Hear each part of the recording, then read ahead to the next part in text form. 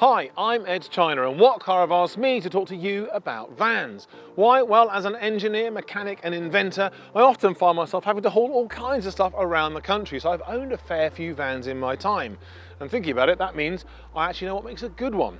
In fact, for the last few months, I've been working on an all-electric ice cream van, and let's face it, you can't get much more appetizing a van than that. So grab yourself a ginger, kale and anchovy smoothie and let us guide you through the world of commercial vehicles, explaining which are the best and which are about as unpleasant as a triple recooked petrol station sausage roll. Actually, if you don't want to miss any episodes, please do click subscribe.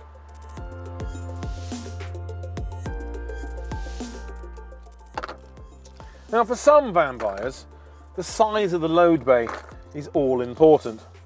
And for others, it's all about how much weight the van can actually carry. But for pretty much everybody buying a van, probably the most important priority is how much is it going to cost. And that is where the Citroen Dispatch really does have the advantage over most of its rivals. In fact, its upfront cost is pretty much better than everybody on the market. And also when it comes to running costs, they are brilliantly low. But is that all it has to offer? That pricing is available on a tempting array of variants. With 3 lengths to choose from, the Dispatch offers more choice than most vans in its class. The compact XS model measures 4.6 metres and competes with large city vans such as the Renault Kangoo Maxi and Nissan NV200, with a maximum storage area length of 2.2 metres. The standard size M van we've got here measures up at 5 metres, with a 2.5 metre load length. The largest XL version is 5.3 metres front to rear and can transport a 2.9 metre length. And while you can't get a high-top version, all 3 vans can be fitted with a folding front passenger seat and a load-through bulkhead hatch to provide an additional 1.2 metres of usable space for pipework or lengths of wood. Twin side doors are standard, and there's a really smart optional hands-free load space opening system. If you wave your foot under the rear bumper at the side of the van you wish to open, the side door will open. It's not foolproof and you may look silly doing it, but on a wet day when you don't want to put boxes on the floor, it's a great way to get the doors open. Load volumes equate to 5.1, 5.8 and 6.6 cubic metres respectively for the 3 body sizes. The overall height of the Dispatch is a shade under 2 metres, with the internal load height of 1.4 metres.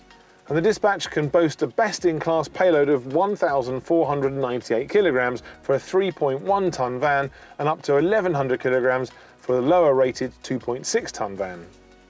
What's more, as well as panel van versions, there's a minibus with 3 rows of seats and space for 9 passengers, a 6-seat crew van and a platform cab for specialist conversions to choose from as well. Now this is another van based on a car platform, which means it should be more composed on the road and more comfortable than many of its rivals. And that is important when you put it up against such accomplished competition such as the Volkswagen Transporter, the Mercedes-Benz Vito, the Renault Trafic and the Nissan NV300.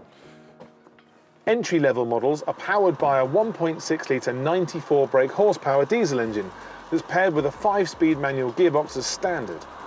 It can also be had with an automatic gearbox, but we wouldn't recommend it with this particular engine. There's also a higher powered 114 brake horsepower version of the 1.6, and that's likely to be the one most people will go for, even though it's only available as a manual. If you're after a bit more power, there's a larger capacity 2 litre diesel engine with 3 power ratings of 121, 148 and 174 brake horsepower. And the most powerful of these has an automatic gearbox and steering wheel mounted paddles for changing gear. However, if you can live without an auto, the 1.6 litre 114 brake horsepower engine is probably the one to go for because it returns the best fuel economy, its power delivery is smooth, and even fully laden, it still has enough grunt to make decent progress. The Dispatch has a decent seating position too. In the old Dispatch, the seat was actually badly offset from the steering wheel, which meant it led to fatigue rather quickly, whereas in the new one, it sits directly behind the steering column, which is much better. There is a minor problem though, because the seat position is now lower than it used to be. Obviously that helps with the passenger car vibe, but it does mean that potentially, if you're smaller than I am, it may adversely affect your visibility out of the cab. Also, the wing mirrors are quite small, which makes reversing a bit more tricky, and also monitoring things like blind spots. So all in all, it's actually slightly harder to look out of the Dispatch than you might imagine. The good news is that the rest of the interior is actually quite car-like. Even if the plastics really aren't up to the spec of the Volkswagen Transporter, they are definitely much better than the previous model of this particular vehicle. Also, the dashboard's actually quite pleasant.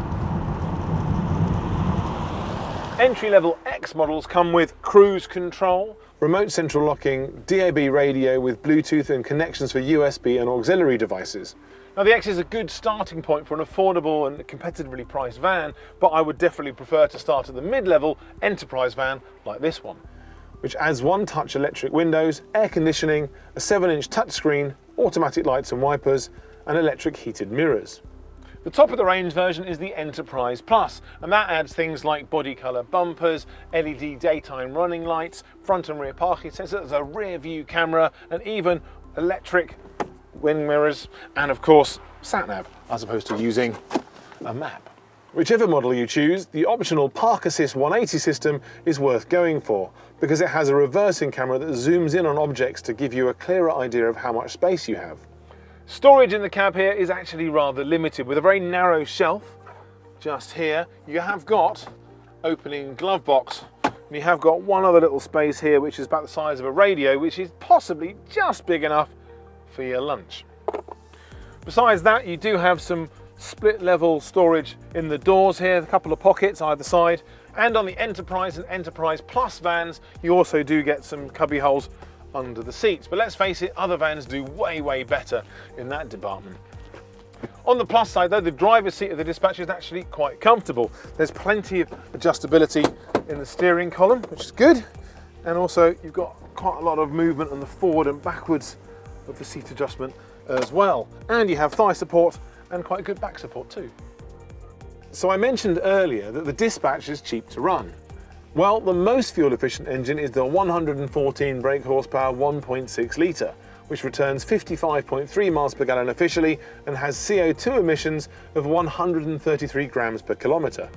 The entry-level 94 brake horsepower engine with manual transmission has an official figure of 51.3 miles per gallon, while the range-topping 178 brake horsepower engine can manage 46.3 miles per gallon. Not bad, eh? But while the Dispatch is cheap to buy and run, don't let that fool you into thinking that it isn't also a great van. Granted, visibility could be better, but you can mitigate that issue by adding the Park Assist option. And when the payoff is a comfortable driving position and a car-like driving experience, it's one worth considering. Throw in the excellent engines, the class-leading payload, the flexible bulkhead configurations, and a whole range of body styles to choose from, you end up with a cracking van with terrific value.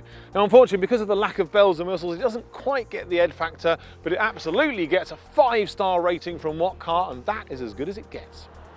If you want to see more of me talking to you about vans, then do click subscribe, and we'll bring you more van reviews like this one. As a rather lovely added bonus, you'll also get to see all of What Car's excellent new and used car reviews as they're posted too. See you next time.